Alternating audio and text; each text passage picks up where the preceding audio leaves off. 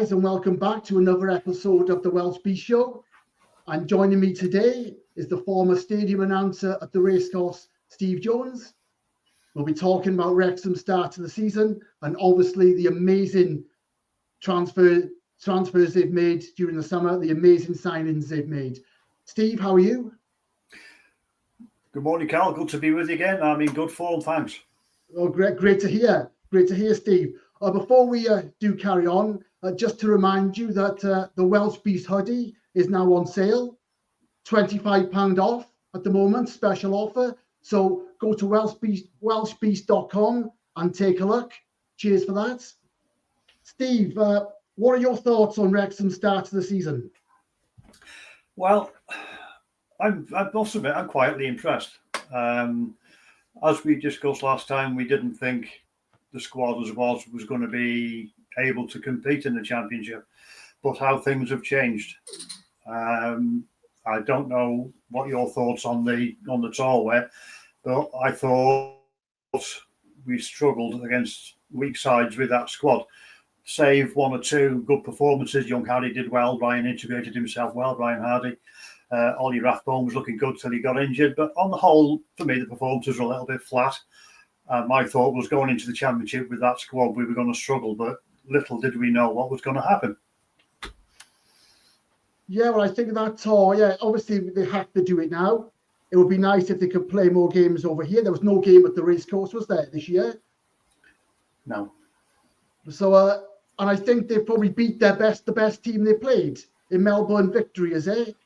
They were the best team on paper, and they lost against the so-called easier teams and didn't really put up much of a fight. Their best win was the first match. Yeah, the first game they played very well. And as you rightly say, they were, on paper, the better sides. They struggled against the other two. It was a strange tour for me. It was a long way to go to play, and no disrespect to anybody, the teams of that significance. But obviously, I always felt that the squad was good enough to have a go in the Championship. I didn't want to see too many new signings, really. I wanted to keep some sort of consistency and see what the squad that got promoted could do. I felt it was strong enough. But he's absolutely gone for it. I don't know who's made that decision. Is it Parky's decision? The board, the owners? Is it a collective? They've really, really gone for it. And I spent 33 million. I mean, only Southampton and Ipswich have spent more, I believe. They're one of the biggest spenders in Europe. If you look at it as a whole, it's very, very impressive stuff. It is. It's massively impressive. I agree with you to a degree. Yes, the ones who came up should have been given a chance. But the way those games it was showing, there was, I don't know, something not quite there. Did I expect 13 to come through the door? Never in a million years. I didn't think we needed 13. I thought, 2 or 3 maybe absolute max. But to spend 32.7, it's numbers previously dreamed about. We weren't spending 32,700 not that long ago. We were shopping at Aldi. Now we're nearly shopping in Harrods. Yeah. It's crazy. Like Rob Max said on several times, he doesn't know what consolidation means. So is that where all this has come from? I don't know. Well, I think that's what we all want. We'd all take survival, which I think is guaranteed now. I think even if this squad doesn't click, if it's very, very disorientated, disorganized, the quality is enough to drag them over the line of survival. I always felt 60 points would be enough. That would have been 12 last year. Yeah, we're currently at 15th. If we say in 15th till the end of the season, happy I am for the first season back in there. That will do me fine. It should do everyone, I think, because the talk of the Premier League, that's just another world. This is another world, and we're seeing that. And we at the moment, we've seen the start we've had, which has been we've competed, but it's been a reality check in some ways. But we've competed, I think. But But the Premier League, forget about that. Even the playoffs, you look at those top 6 teams, they're very, very strong. But this squad, if it gels, eventually can get there. But maybe it's for next year. He's bought so many players that he won't do this again. It's for next year and for the future. Yeah, agreed. You've got to keep all these players happy for one. When you're bringing in like Nathan Moorhead at 7.5, whatever, if he's not playing, he's going to want to know why. And thus it goes on. I feel with all these players that Phil's brought in, he's chosen them and he's picked them, that's fine. For me, he's digging himself a damn big hole, because if this team doesn't do it, he could be found out very, very quickly.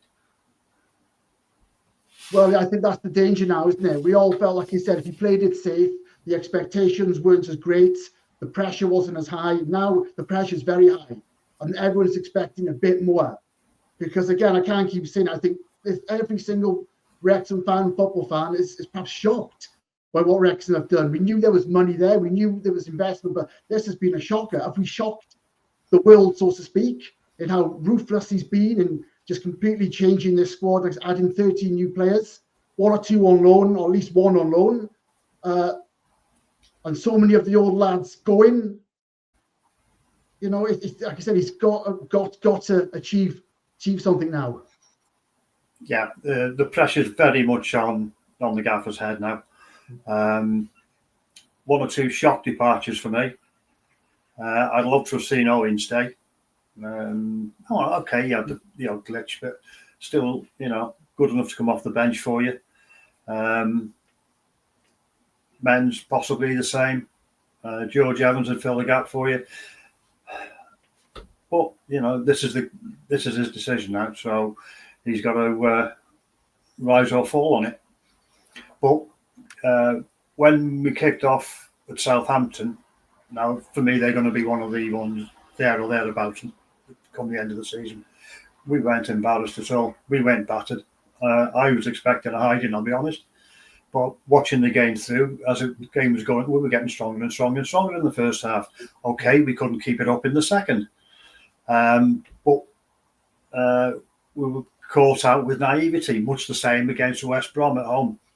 They made the subs. We switched off for that second, and they're in. We've just got to be a little bit more.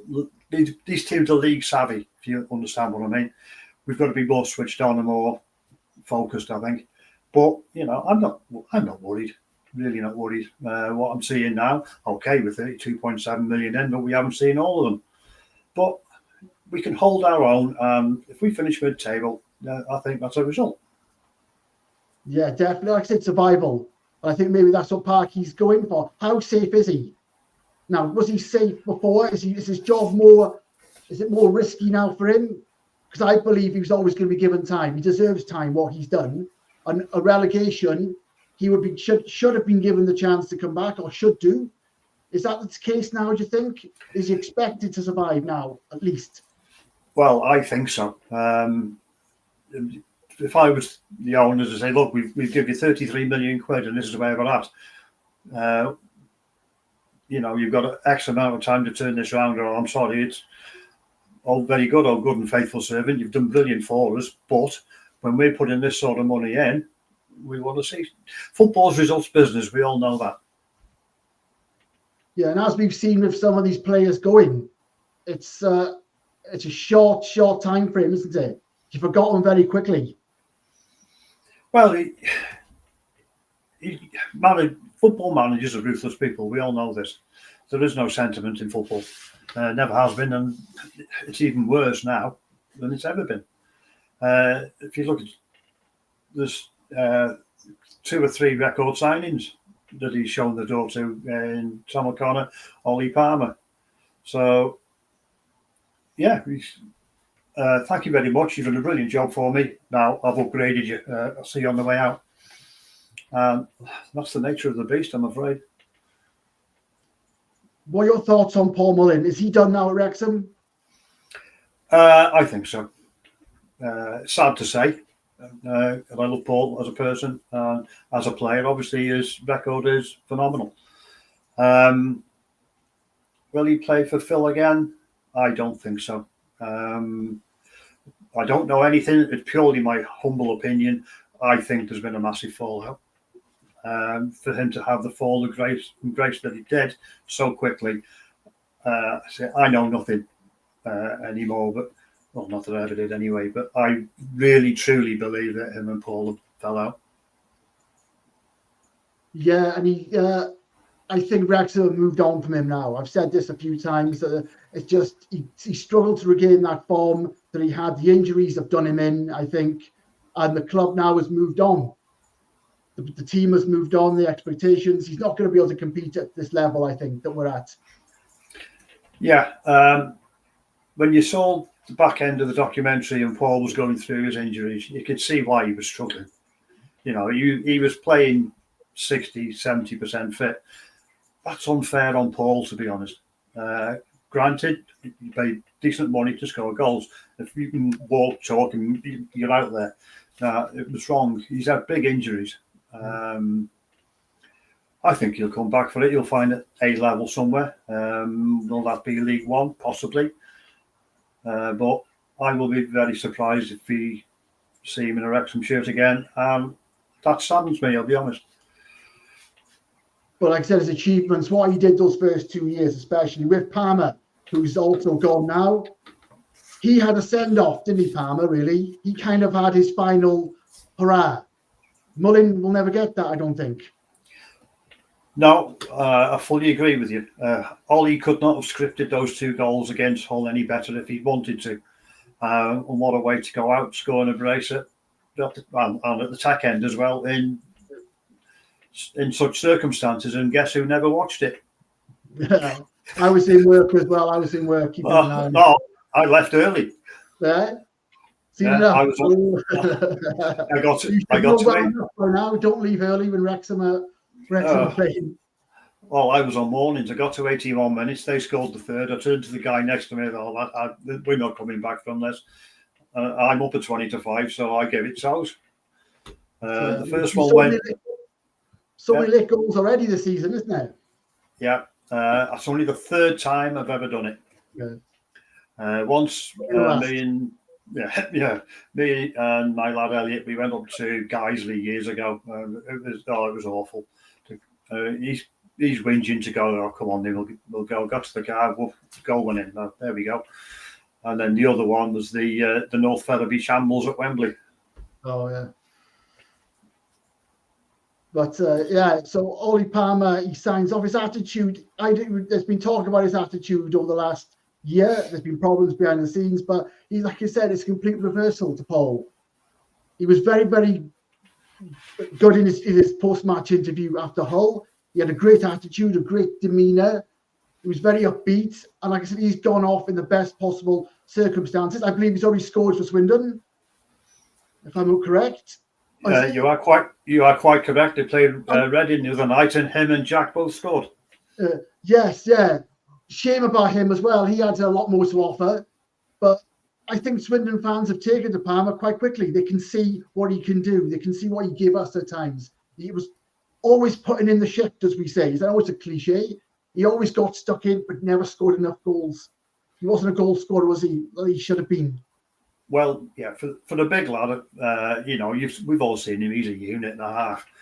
He always went down too early, too soon, too much, and all this. And referees this is why these players get. Keefer's another one. He does it as well. You're looking for it, and you get guilty. You found guilty by reputation in the end. And this is where Moles was going wrong as well, in my eyes. I never played the game to this level, but you could see Paul was looking for the contact to go down every single time, and that's why you get nothing. Because they know what you're doing. But I'd love to have seen Paul given the opportunity to play and score again. But could we say the Cambridge goal of the season was his last hurrah? There's a question for you. Yeah, it was Blackpool, I think. I mean, was it Boxing Day? Blackpool. In the fog, goal of the season. Yes, yeah. Did he score after that, or did he have a penalty or something? Did he get something else somewhere? Yeah. I think there was a penalty or something. That goal was a screamer, and I think we all thought he's back. He's going to get it back to what he was. It didn't quite come. And you talk about him going down too easily, looking for free kicks. I think he always did that. It was part of his overall game. Something that wasn't perhaps pretty about it, but he was a fighter. He did it for the team. It's team to do it more after the injury. He was overcompensating, I think, for his loss of form. Yeah. I'd agree with that one. The one in America was, I would imagine, psychologically that was a massive injury to get over, as well as physically. You imagine you're chasing the keeper down, and the first thing in your head, am I going to get clattered again? Yeah. It's a big one to get over. You mentioned there Kiefer Moore, who I think is my favourite signing of the summer. I think there's something he's such a great player, and he's got off to a very good start, scoring some important goals. He's going to be the first choice striker, you think? Who's going to play with him? Who complements do you know what? I'll be honest here, I didn't want Kiefer. Really? I was one of the, really? It's really not the best we can do? Now, whether I'm being wrongly judging him on some pretty lacklustre Wales performances, I really don't know. I thought he was a one-trick pony. But, I'll hold my hands up. I'm wrong. And I think there's a lot of us the same. He settled in very well. Who would I put with him? I think I'd like to see Josh with him for a while, I think. Josh Windass. I think they could link up because they're both quite physical lads. Josh has got a shot in him, as we know. The one at Southampton was small margins. Contender for goal of the season. Yeah, contender for goal of the season in the first game if that had gone in. Yeah. But I'm not sure Sam is still played in the correct way for me. Maybe he could play off Kiefer rather than being used as a target man. Sam Smith's not a target man. Never has been, never will be. He's not big enough, not strong enough, can't jump. So maybe if he can get close enough to Kiefer, there's another one. But it's all about options off your bench now. If you look at West Brom, the subs they were making, they were equal in quality, sometimes better. Now, we didn't have that. No disrespect to the lads who were on the bench, but we've now upgraded the bench as well as the starting 11. So that can only be good. Yeah, these first few games, we were always, it's only the Sheffield Wednesday second half where we were abysmal, I think. Far too open, and they were up for it. They played some good stuff. They exploited the space they were given. But it seemed to me West Brom, Southampton always seemed to have just a bit more. Is it fitness? Is it just nous? Is it experience? The playing game so fast, good movement. We were competing, but couldn't quite stay with them. No, quite agree. You can see the step up. Those two, as I said before, they're league savvy. They've been there or thereabouts for years. Southampton come down with 100 and God knows what million parachute payments. So obviously they're going to strengthen. West Brom have been in and around for years and a good. They've always been a good side. But that Wednesday second half, we know how good Bannon is. We've seen it for years how good Bannon is. To give him the freedom of the racecourse in that second half was criminal for me. But the other thing for me, the more that second half went on, we didn't look fit enough. By the end of that second half, we were blowing through our arses and struggling. Yeah. Conceding a lot of goals early on and scoring more than usual. Last year, it was very, very, very tight, wasn't it? The Millwall win, the first win of the season, that was more like the old Wrexham, where we didn't give much away. They only had actually three shots on targets, Millwall. Even though they perhaps dominated the play, they didn't do much with it. Well, they had nothing. They had nothing in the final third, really, did they? It was the one shot that Danny stopped at the front post. I think that was about it, really. Yeah. What about these injuries? I think it looks like Danny Ward's going to be out for a while. Yeah, I've just been reading on somewhere on social media he's looking at January, along with Andy Cannon and Ollie Rathbone. You know, Danny's done well for us, to be honest. One or two are hypercritical on the front post. Well, the goalkeepers get caught on the front post. Yeah. It happens. Yeah. He knows Connor. He's played in front of Connor. That's fine. Connor's got to get used to Max. And it goes. Everybody's got to sing off the same hymn sheet. It will come. It really will. Okay, it's now down to Arthur to up his game, because in the tour I thought Arthur was poor in the games he played. His basics were all over the place. He's a great keeper, don't get me wrong, fantastic shot stopper. I've said it before and I'll say it again, he's not vocal enough and his distribution's awful. Yeah. He's young, he can learn. I'd like to see Cal Burton given a run, I'll be honest. I think he's a good keeper. Yeah, I think we're all impressed with Arthur straight away, weren't we? I think he came with a good impression, although perhaps a bit sort of unusual and awkward, a bit rough. But I think he proved to be a very good shot stopper. I think that's one of his key attributes. He's a good shot stopper. Yeah, for a guy of his size, I want to see him coming off his line more. You know, the guy's 6'6", 6'7", plus his arms. That's nearly 8 feet, 9, whatever. You know, he could be dominating that. He doesn't dominate his area. Now, he came across on the pitch side mics with Danny. He's shouting and bawling and he's giving them their orders. Arthur doesn't do it. You know, we saw it last season when the likes of Dan Scard and Owen and Max are turning around with, come on, what's going on? You know, you need to communicate, and that's one of his biggest downfalls. Are you happy to see a few Wales lads in the squad now? Yes, I didn't think we'd see a name with Wrexham in brackets in a Wales squad for a long time to come. And all of a sudden we get, 3, 4, is it? Yeah, I'm happy with that one. It's good to see again. It sort of rubber stamps the fact you're there, doesn't it, really? Yeah, I agree. But yeah, it has to be the right players. They can't be sentimental. It'd be nice to see us bring some through as well. Get some lads through the academy and get that up and running and get the youth system running and bring them through, local lads, if we can. But yeah, it's good to see more Welsh players at the club. It is. Like I mentioned it before in the tour and against Hull, Harry Ash was outstanding in the tour for me. Yeah. He did really, really well. All the games I've seen him in, I've been very, very impressed with him. I think he's got a good future. Aaron James, another good player. Yep. Didn't look out of place. I hope he does well with his loan at Southport. Get a good chance to play in men's football, which is more, it's an important step up, isn't it? We've seen Max, obviously.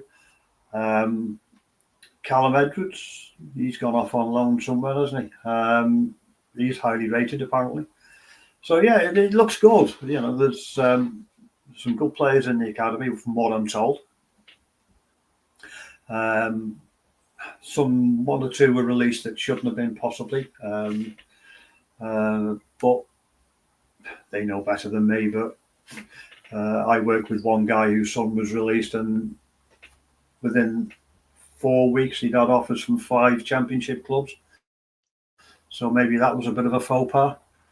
But he's decided all he wanted to do was play for Wrexham, so he's gone and got himself a job as an apprentice. So okay, it's back in football, yeah. I'd seen the lad play. He was good. You know, he was really, really good. But I know there was quite a few people really upset when he got released and made the feelings known. But no, the decision was made, and that was it. And he wasn't alone. There was a couple from up the coast as well, and the two. This lad's gone into work, but the other two, they've gone into local football up the coast. So I have a feeling they will both be picked up. And good to see Jordan Davis getting a club in the end. I was absolutely made up for Jord. I think the world of him and his family as well. They're lovely people. We all know there's a player in Jordan. We really, really do. But Brighton released Jordan from the Championship. So whether that's had something to do with Phil's thinking, I don't know. He had a horrible time with injuries. Plus, he didn't have a good time in his own life as well. Maybe that has parted in his playing as well. But you could see, I saw some of the footage in the PFA squads he was in. The lad was burning with desire. He had the old Jordan Davis was back. So really, I think Fleetwood will do fine with York. They really will. And good luck to him. He deserves every good. He deserves the break. Yeah, maybe it's better he's there. He'll have more freedom, more opportunity, less pressure. He can express himself better, find his game again. Because it's a different club now. Even since you've left, perhaps it's changed this club, hasn't it, so much for a number of reasons. The pressure's there, the stakes are high, the investment. I mean, it's a different club all round, I think. And what Wrexham are trying to achieve now, there's a lot of pressure, isn't there? Yeah, it's gone from a local football club to a money-making business now. Yeah. It's a money-making machine now. Is that all to the good? Yes, mate. Yes, in some parts. No, in others. We all knew it was going to change. I've said it before. But did we think it was going to change this much, this quickly? Possibly not. But hey, it's our club. We embrace it, and on we go. Yeah. Just remind me, Steve, what was your reaction to the initial sort of interest from Ryan and Rob when you knew there was a potential takeover? I was keen on it. I really was. I thought the trust had done a magnificent job in holding it all together. The sole model of trust ownership in professional sport in this country doesn't really work to get you where you want to be. But the trust was phenomenal in keeping it all together. Got the racecourse back. That was, the old line they use, taking it as far as they can. Yeah. All right, there were one or two wrong decisions in there with managerial choices and this, that, and the other. But yeah, I was excited by the fact that two people, and I had absolutely no clue who these two people were. Anybody asked me, I'd come up with rhubarb and custard, Gavin and Stacey, Laurel and Hardy. I came up with all the double acts I could think of. I haven't got a clue. Not going to tell me. And I'll be honest, when I found out, I thought, well, I knew Ryan Reynolds from Top Gear. He went around the track in the car. Didn't have a clue who Rob Mack was. I think many people did at the time, did they? No, but they've been not only a breath of fresh air to the club, but to the whole surrounding area. The good they've done is phenomenal. Yeah. I know you left in sort of unhappy circumstances. You'd obviously like to be there now. Have you accepted it now? Are you happy just to watch what's going on and just be a fan and appreciate everything that's happening? Once I started going back again, I knew any connection I had was completely and utterly severed. Yeah. That is me absolutely done. Really? I really miss it. Don't get me wrong. I really do miss it. But I think I said it in one of my videos that I did. If Ryan and Rob knocked on my front door with a wheelbarrow full of gold nuggets and said, will you come back, to be told to go away, and no, that's me. I am finished. I couldn't go back. I'll leave it at that. I spent too long looking over my shoulder. Well, is that the same for others as well who are there a long time like you? Well, the two music guys, they were let go. They lasted. To be honest, John and Andy did a wonderful job for me. They really did, and they carried on doing so. Why you let two volunteers go who are bloody good at their jobs, to be told they're going in a different direction and we're hearing exactly the same thing? Why? If it ain't broke, don't fix it. different with me. They wanted me out, and that was the end of it.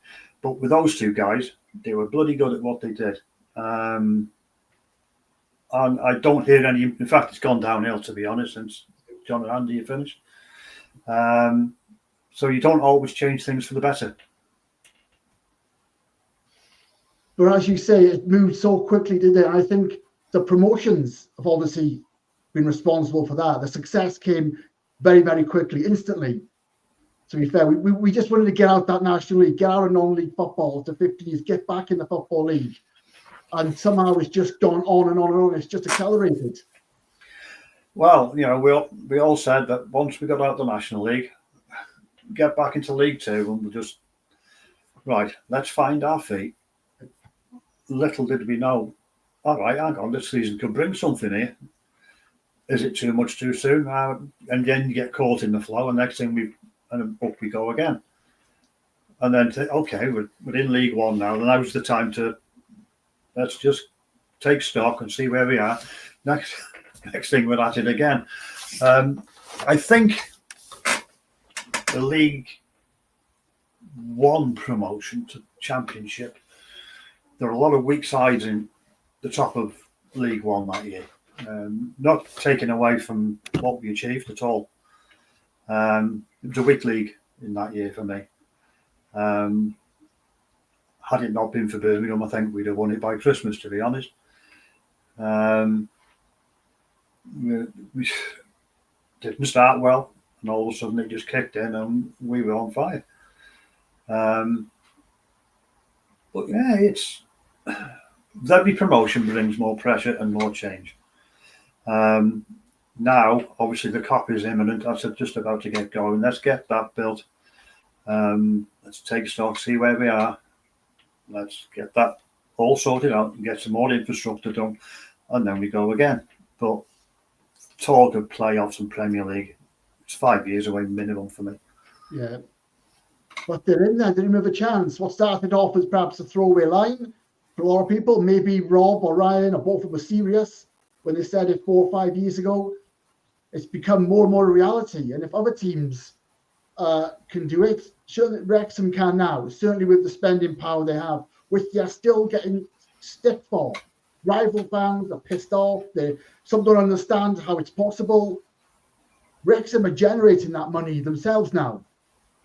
Well, they've sold more shirts worldwide than half of the Premier League.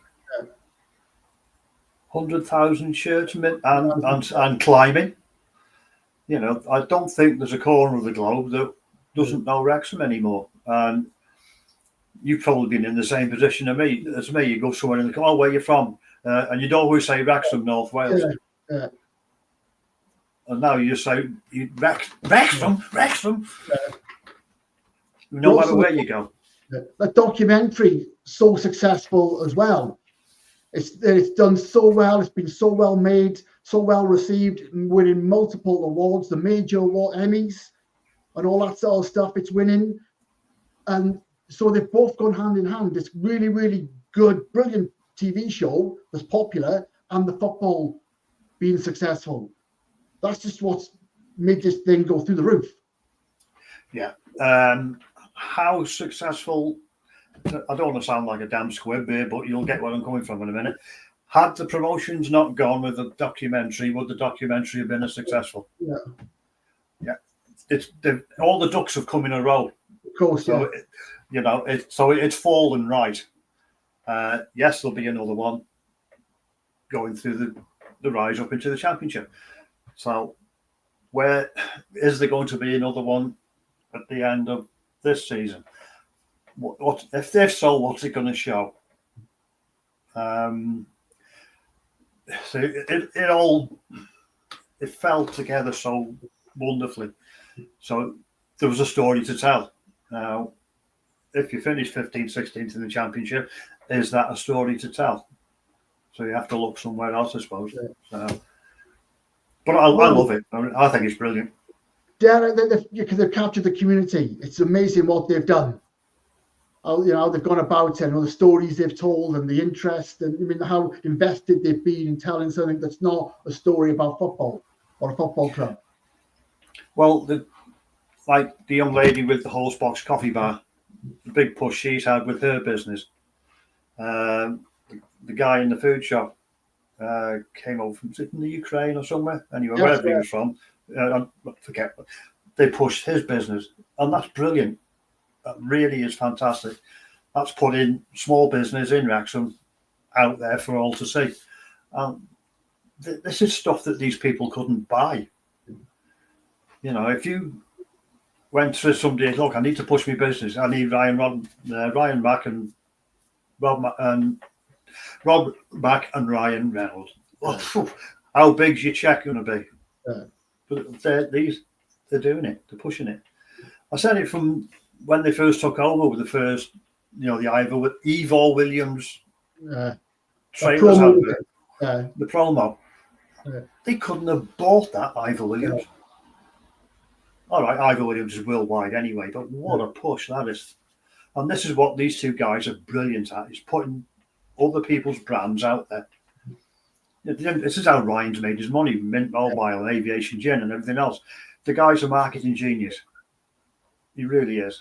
And a lot of small businesses in Wrexham have been put up there by this guy, and it's fantastic. You walk around the city as well as I do. There's more units open, it's more vibrant, there's more people about. That's come on the back of this. Yeah, going back to the documentary, obviously they need content. They have to keep finding new stories. There's plenty of stories. There's hundreds, thousands, plenty more. Is there a point where it comes to a natural end? Do you think, well, maybe no more? As you say, if the season is just a mid-table finish, nothing to really write home about, it becomes a bit stale. Obviously, a relegation, that's a big story, dare I say it. And these guys, they need television stories. They need stories for television. But is there a point where you say, hang on, we've done it now, just bring it to a close for now, and maybe revisit it down the line? Yeah, I think so. We're looking at either a relegation, a good cup run, or something like that. It needs a big story. Which may be possible, the cup run. I'd like to see him having, I know he's changing his squad, but he's having a bit of a go. And that game against Reading, that's winnable. So it's a chance. Great. We ought a good cup run. It gives everyone a lift, doesn't it? And it's something to get excited about. So there's a chance there. Yeah, it also keeps the other half of the dressing room happy. Yes, they're getting game time. Yeah.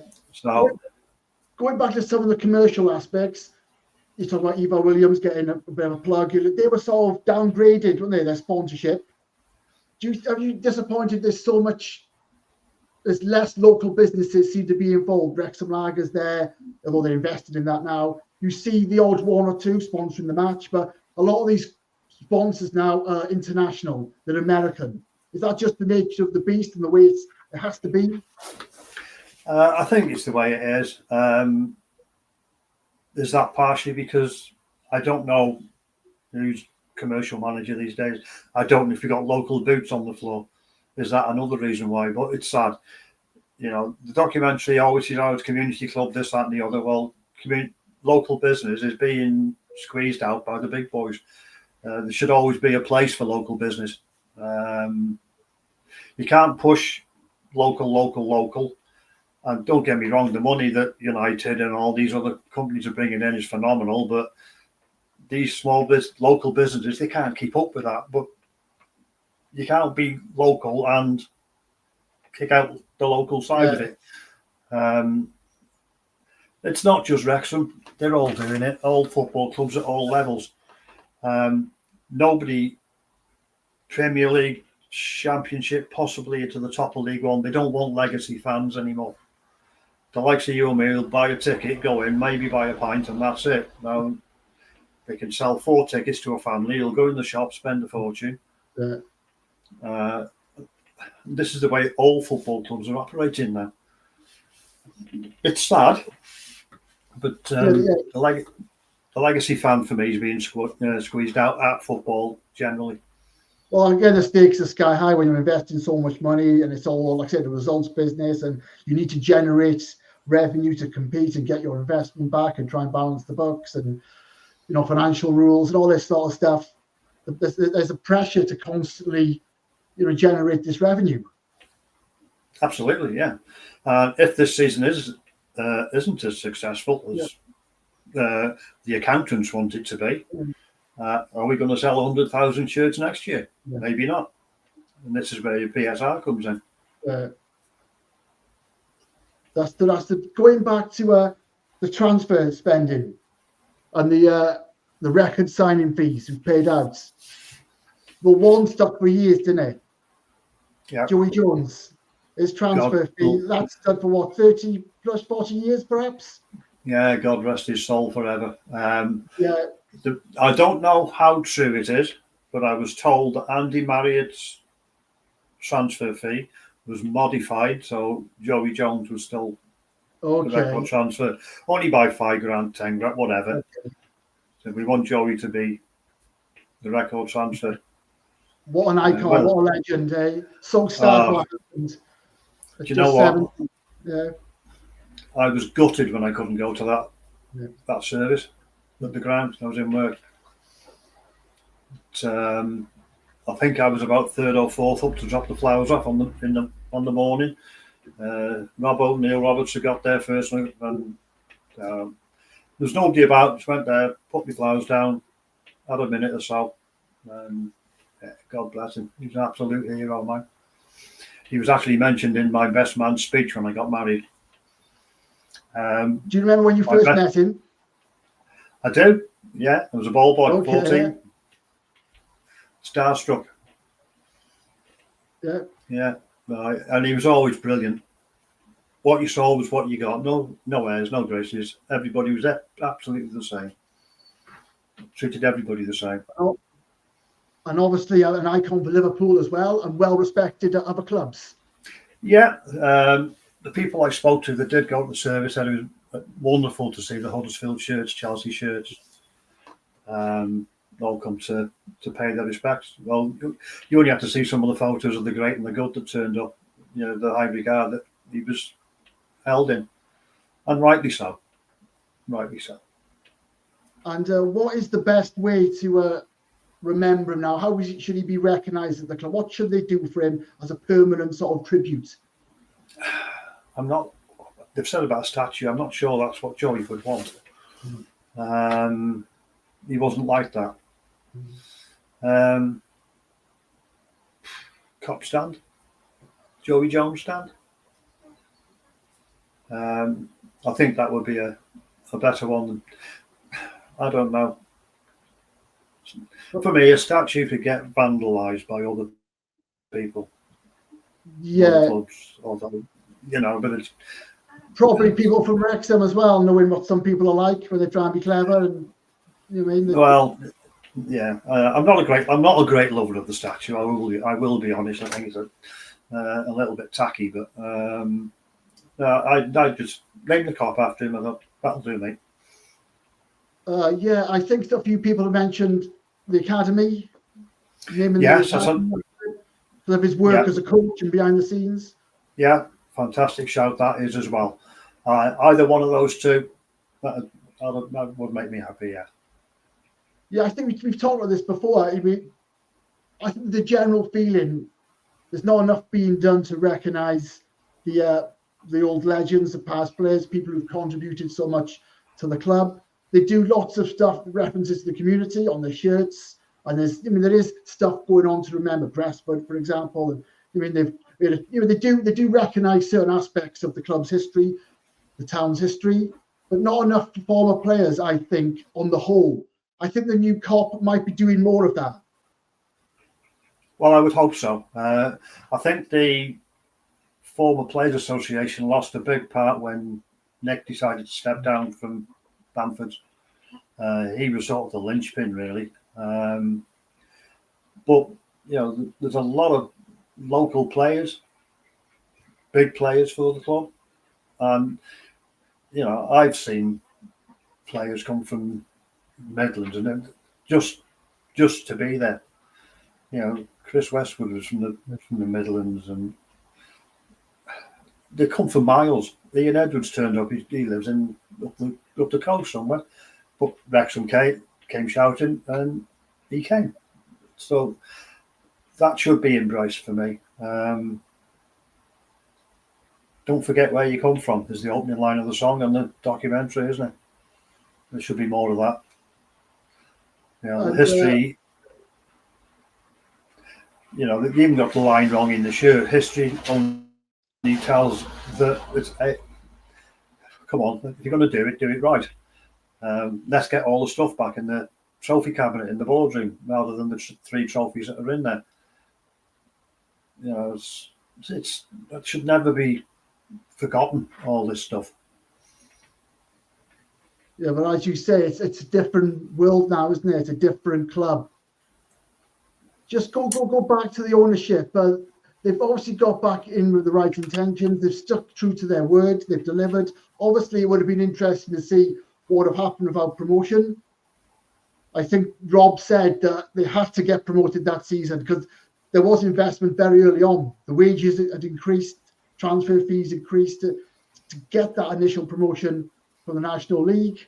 It's a much different club, but the owners, it goes to show what was always there, what could have been possible with this club and its location and the fan base. Well, this is what Rob has said many times in an interview. But one of the reasons they bought in was because of what was there previously. We all know when I was a ball boy in the 70s, 20,000 was a poor gate. So that potential was always there. When we had the good couple to clamour for tickets was just bonkers. I think we took something like 10,000 to Manchester United. Now, that was unheard of back then. Obviously, our away support now is phenomenal. So that just proves, plus the fact that we're selling the racecourse out every week. And even with the 7,500, once the cop's finished, it'll still sell out for me. Whether it will, if there's a bit of a dip in performances, I don't know. But as long as they're up there, they'll be supported. It's always been the case, and it always will be the case. Yeah. You think you just hope that people don't get too despondent if results start to dip. It's going to be, and there could be some difficult times. You got off to a bit of a rough start. Hopefully, we get to grips with it. Oh, I think we will as the season progresses. We'll pick up the wins, we'll pick up the points, but there will be some disappointing results. Indeed, there will. I was in the tech end for the West Brom game, and the number of people whinging and bleating and carrying on. Oh, I've never seen such crap in all my life. Really? Yeah. Second game in this division. So I think you just got to be excited for it all, haven't you? Obviously, I was like, it was a year I was born when they got relegated from the second division. So, it's just an astonishing time in the club's history. And the clubs were playing, some of them who were perhaps dining out of their old reputations and not the clubs they used to be. But it's so exciting. You're playing Sheffield Wednesday and QPR next week. Yeah. I'm just going through some of the notes I've done. I did something on this the other day in a video. The number of games that we've actually lost in the last 3 years, and it was crazy. 31 games in since getting promotion from the National League. Since the owners took over. All competitions or just the league? In the league, since the lads took over, we've lost 31 games. That's very impressive, isn't it? When that speaks for itself, doesn't it? Well, I think the first 4 seasons have been impressive. The first 4 full seasons, finishing in the top 2 4 times, missing out obviously the first year in the playoffs. But this is where it can be a bit different now. Oh, it's going to be very, very different. And how people react to that is going to be a testament to whether they just understand what's happening and be grateful. But where it could have been so much different. Yeah, I'm going to modify that. It's 21, not 31. I've just found it. Even better. I've just found it. I've got the breakdown. 22-23. Home losses, 0. Away losses, 3. That was in the National League. League 2. Home losses, 3. Away, 7. 24-25. Home losses, 2. Away, 6. That's just in the league. So that's, Yeah. Well, that's still that's really, really impressive, to be fair. It is, but you can see why people are whinging about losing because they haven't seen it happen. No. And then they're not going to be used to seeing a team perhaps mid-table who are drawing 5 in a row, then lose to go in 10 games without winning, perhaps. Yeah. Picking up a few draws in that time. But I think this team now, it's once it clicks, it could be a real force. Yeah. I'm going to revert to my piece of paper age. When you get to my age, the memory starts going. I think Ben Sheaf is going to be a big signing for us. We haven't had a good defensive mid since Jake Lawler. Yeah.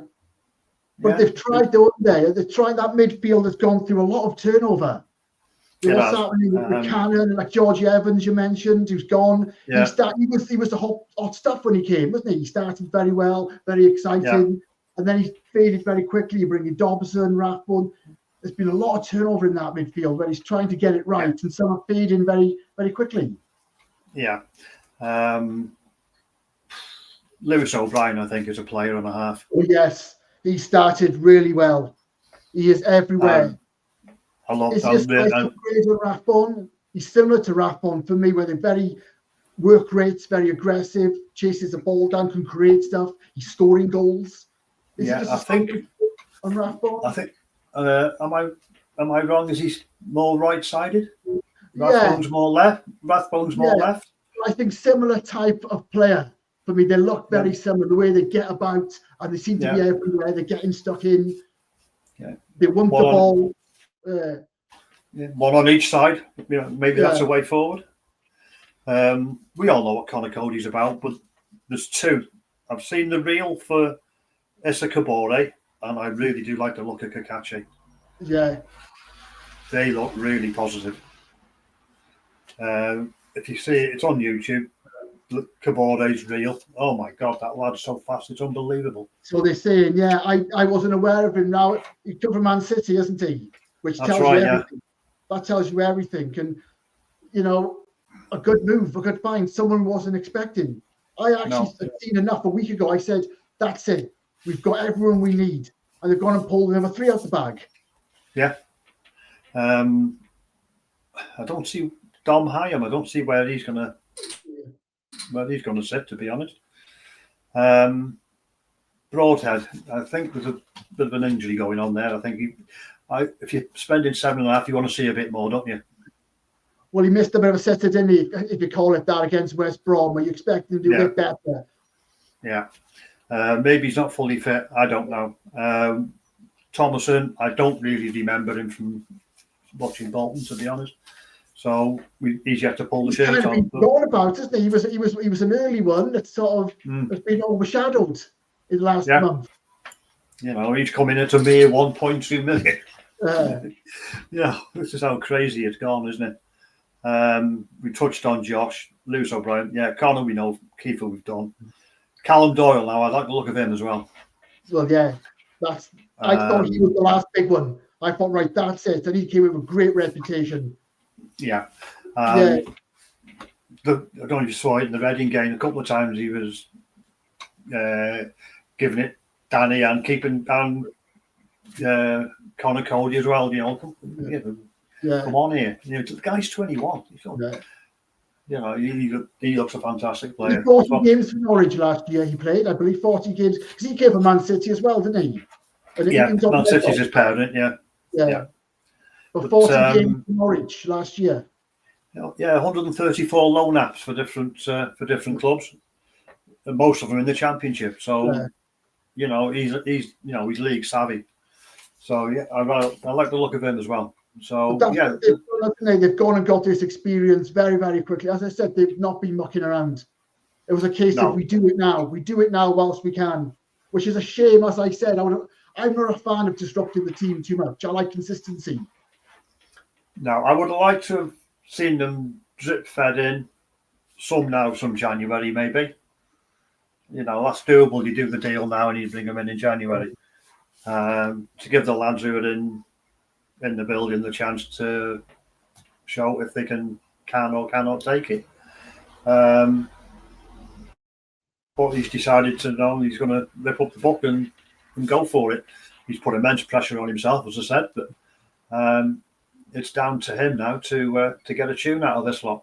For me, the Reading game was a far better performance-wise, less hoofball, more football. That's got to be the way forward. The long ball in this championship, it doesn't work. Okay. The occasional one, yeah, that's fine. They do it in the Premier League. But yeah, Allison's fantastic at the long ball, but we shouldn't be doing it ball after ball after ball after ball. And we're settling back too easily. We should be pushing out more. Which is what he's always kind of done. It's important that we keep that defence tight now. We get it back on track. It was defence last year, I think, got promoted. The goal scoring wasn't as powerful as previous years. It was the defence that was the reason, I think. And all these low scoring games, we managed to get over the line because we weren't conceding. We need to get that back on track, I think. Yeah. That will come, I think, with Dom coming in, Callum coming in. The players that we had in place were good players at the level. You've got to think far quicker in this. Well, in fact, you get very little thinking time. We've seen Max dominate. First couple of games, Max was struggling. He's a phenomenal player, Max. We all know that, but he wasn't at the level he was at in League One. So it's a learning curve for everybody. Yes, there's going to be some frenetic defending in there. We saw it at Reading, but I tend to watch the EFL highlights on a Sunday morning, and we're not the only one. They all do it. So, but there's no one in there that really scares me. If you understand what I mean. We're not going to go ripping up trees and saying, we're going to win this, not a problem. But we can more than hold our own against some good clubs in there. And at the moment, we're above Ipswich. Wow. More importantly, we're above Sheffield United. Yeah. Yeah, both of them are down there, aren't they? Both Sheffield clubs, yeah. Just to go back to Sheffield Wednesday, what a show of support, though. The clubs coming together. Some fans critical. We were perhaps too nice to them, too friendly. But what a show of support. Yeah, we've been there. We all know that. Brighton did it for us. Yeah. And will always be remembered by me for that. I get what you're saying with fans were critical. You could say that when we all stood up and clapped for them, I'd given them the impetus and they moved on and scored. I think that was just coincidence. But that should be if they're struggling, Phil needs to show Matty, right, we don't need to be there again, do we? Because I was worried for the Reading game after the Wednesday game, I really was. But we came out front foot, as I say, a lot of more passing the ball and none of this hoofball. And we did fine. And we deserved the win. Was it a dodgy challenge on Danny? Absolutely. You get sent off for that in rugby. He just took him out in the air. It was totally wrong. And Kiefer got a smack in the mouth for his trouble. All right, you've got to put your head in there to, the ball was there to be won. But for their keeper to go down injured holding his knee, sorry, that was wrong. But we got the 3 points, we got the clean sheet, and we got the win. It was a good away performance against a good team, I think. They were up there. Yeah, they were 8th, I think, and they were looking to push on. They've got high plans themselves, I think. The playoffs. Finish above Millwall, they've done well, I think. Well, everybody said it in interviews afterwards. It's a very intimidating and hard place to go. They had a good team. There's no doubt about that. So to get there, cut and shot, then done 2-0. Thank you very much on the bus and home. And there was no problems, which I understand. That was good. So yeah, Yes, it's all looking very good. All looking very So, good. so one thing before you go, Parky, can he do it? He's under pressure, you say. The criticism is he can't do it in the Championship. Obviously, 2 defeats in a row, a slow start. This day, social media, people are reacting so quickly. They're mocking his ass, stick that in your documentary. You can't buy the Championship. Parky can't do it. All that sort of stuff. He's got a mixed record in the Championship, but I think he's going to be okay. Are you optimistic with Parky as manager? Yeah, as long as, like I just said, as long as we play more football and less hoofball, he's got to look at himself and say, look, hang on a minute. All these long diagonals, and it doesn't work in this league. We've got enough quality in there now to play football, which will stand us in good stead. Like we touched on previously, if we do end up at the wrong end, the pressure on him is huge. And if it comes quickly, if he's down there before coming into the January window, will he get another 30 million? I don't think so. Well, he shouldn't need it, should he, really? Shouldn't need it, no. With what he's got in the building now, that should be more than strong enough. So mid-table and probably slightly above. For that spend on that quality, that is where I would like pie in the sky to be 10th, 12th, somewhere around that. I'll take 15th. I'll take 19th. Let's be honest. To be back next year, what we want, isn't it? To be back next year. Yeah, as we say in this league for next year, I like everybody, like all the other fans, will be more than happy, I'm sure. And it's going to take time to adjust and adapt, and certainly with new players coming in. You know, you got just into the league, you're just into each other as well. So it's a big task. As you said, it's a big gamble this early on, but I think the quality is there to drag them over the line, even in difficult matches, because we're going to be too strong, I think, for some clubs. Yeah, I agree. That we touched on before with the benches. No distract. Don't. The lads who were on the bench dragged us through 3 promotions, for God's sake. Yeah. But West Brom were making subs like for like, and a couple of times better. And we couldn't do that. And Southampton did an impact, didn't they, with their subs? Well, multi-million-pound striker coming off the bench. Yeah. You know, all right, we haven't got that, but we've got more quality on the bench. Yeah. It's the depth is there now. They're in position. What if Hardy put that chance away against Southampton? That would have been game over, wouldn't it? I don't blame Hardy for that. I think it was a fantastic save from the keeper. Yeah, he didn't quite catch it right, if I remember rightly, but yeah. No, it scuffed off the bottom. Scuffed off the bottom of his shin, and I think he just had a bit of a bobble on it. But taking nothing away from the keeper, it was a hell of a save. Yeah.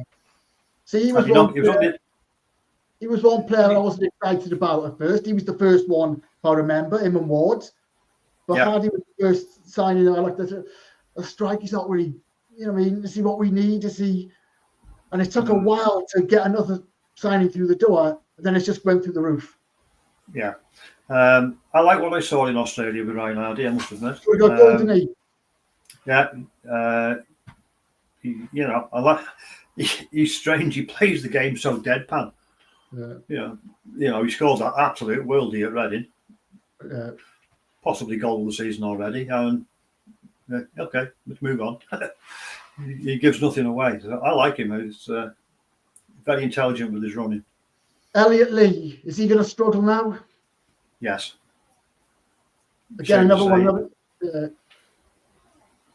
one. Fantastic player, Elliot Lee. But as somebody said to me the other day in work, what you got to remember is he was released from the Championship, from Luton. Yeah. So if you've got a player in the Championship side and he's any good, you don't let him go. Even if the wages are fantastic, you just bat it inside and say, I don't know, that's for sale. Was he the top goal scorer last year? Was it 8 or 9? No more than 10, was he? No, none of them hit double figures last year, did they? That's what we need. As you're hoping Kiefer Moore is going to get you 15 to 20 league goals. and the rest just chip in. But that's really what you need. You need a striker who scored at least 15 league goals. Oh God, yeah. But what we've got there now, you see, you've got Kiefer. You can class Windass as a second striker, really. Ryan Hardy scores goals. Sam Smith scores goals. So you've got that quality now. So you've got 2 on the pitch. You've got 2 on the bench. So there's goals on the bench now. Lewis O'Brien's chipped in with a couple. He's only ever scored 1 before. Now I think he's on 2 now, isn't he? Yeah. Ollie, when he comes back, we all know he's got a goal in him. So there's some. Going back to Rathbone, I noticed the squad was there's 1 place left, I believe. There is. Danny Ward's not in there. Rathbone's not in there. O'Connell's gone. No. Yeah. Is there someone else? So is he looking at Rathbone? He said he might not be back to January. Is he thinking? Is he writing off this season for Rathbone? By the time he comes back, he won't be ready. We've lost a player there for a season. Yeah. Well, I saw a repost by somebody. I didn't know his dad was a physio, Mick Rathbone, the ex-player, and nobody realised how bad this injury is or was. So, is he looking at bringing somebody in? Maybe a loan? I don't know. He's covered the goalkeeper. He's 21, so he doesn't come into it. Owen's gone. I'm hearing from various people that Rodriguez may be on the verge of retiring. I'm not sure. Oh yeah, you kind of forget about him, don't you? Yeah. That's come up 2 or 3 times in conversations with. I don't think there's a place for him as there. He didn't really do enough, did he? We brought in with Smith when we needed some sort of impetus, when we were kind of struggling a bit for the top 2. We were remember, I think when we last spoke, we were kind of blowing it towards the back end of last year or towards the new year, where we were kind of gunning ourselves down. So we needed a fresh strikers in. He brought those 2 in. Smith kind of worked. Rodriguez did his bit, but didn't really impress a lot of people. No. He didn't do much anything for me, to be honest, which was a shame, because when he signed him, well, we've got a hell of a player here. They just didn't show it. It was the right signing. It was a good move, but didn't quite work out. Smith did. He got his contribution. It looked like he's going to be down the pecking order, though. So it's like I said, this game of football, it's unforgiving sometimes, isn't it? It's ruthless. Yeah, well, let's look backwards. I know you shouldn't do, but how many of us, bloody hell, we signed Brett Ormrod. What a player that's going to be. All right, he scored a few, but nowhere near what he scored anywhere else. It doesn't always quite work out to say you can't replicate it at other clubs sometimes. Oh, Rushy was another. Well, yeah. He's definitely at least 1 or 2, isn't he? Yeah, no. Even at that age. Yeah, no. The closest he got was the far post, Mould Road side of the tack end, but by about that much. I was right behind his boot when he hit it. Yes, it's good. Oh, God, no.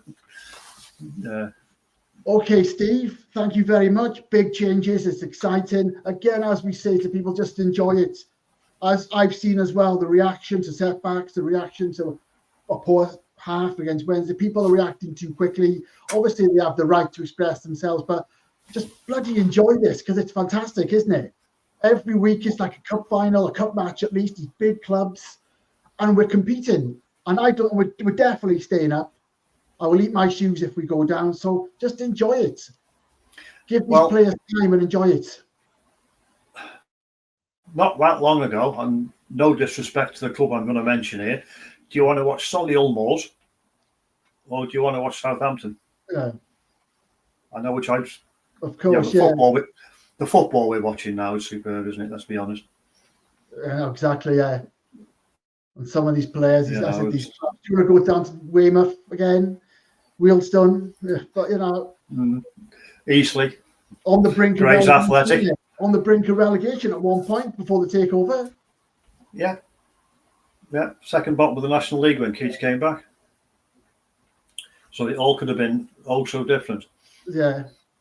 So I think you just got to enjoy it. So your prediction is what, mid-table?